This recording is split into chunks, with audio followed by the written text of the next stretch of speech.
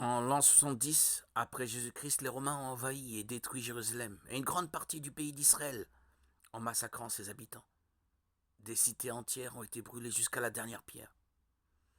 Il n'y aurait donc rien de surprenant à ce que beaucoup de preuves de l'existence de Jésus aient été détruites et beaucoup de témoins oculaires tués, ce qui a certainement contribué à limiter le nombre des témoignages disponibles sur sa vie.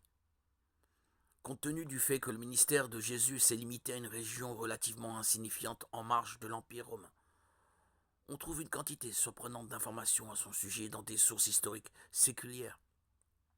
Notamment l'auteur romain Tacite du 1er siècle, considéré comme l'historien antique le plus fiable, mentionne la superstition chrétienne appelée ainsi d'après Christus, la forme latine de Christ, qui a souffert sous Ponce Pilate pendant le règne de Tibère.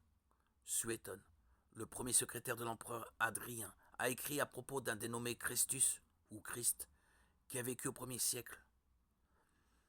Flavius Joseph est le principal historien juif. Dans ses antiquités judaïques, il fait référence à Jacques, frère de Jésus, appelé Christ.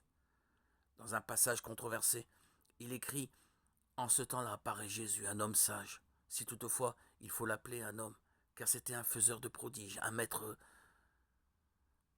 que les gens recevaient avec joie, empli de vérité.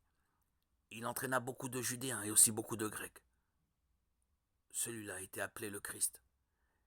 Et quand Pilate, sur la dénonciation des premiers parmi nous, le condamna à la croix, ceux qu'il avait aimés précédemment ne cessèrent pas, car il leur apparut le troisième jour, vivant à nouveau.